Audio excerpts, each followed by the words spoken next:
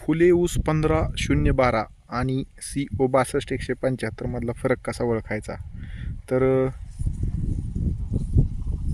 फुले ऊस 15-0-12चे जे पान आहेत एकदम तलवारीसारखे असे वर राहतात, टीप साईडला झुकलेले नसतात.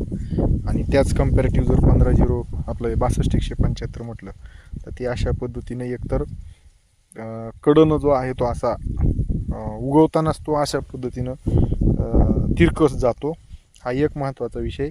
आणि कांडी खालच्या 2 तारा धरायला चालू झालं की इथं त्याला जे आहे ते ह्या ठिकाणी लगेच आपल्याला जे आहे ते अशा पद्धतीचा कान दिसतो. हा कान जो आहे तो हा जो आहे तो कान. तर हा 62-175 ही त्याची ओळखायची जी आहे ती ही आहे.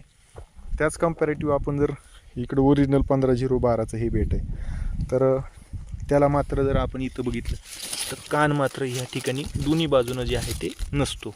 आपण इकडं जरी बघितला आणि ह्या ठिकाणी इकडच्या साईडनं जरी बघितला तर ह्या ठिकाणी सुद्धा जे आहे ते कानाचा भाग जो आहे तो त्या ठिकाणी नसतो. हे फील्ड स्टाफने लक्षात घेणं गरजेचं आहे. नोंदी घेताना तुम्हाला ह्या तांत्रिक बाबी माहिती असणं गरजेचं आहे.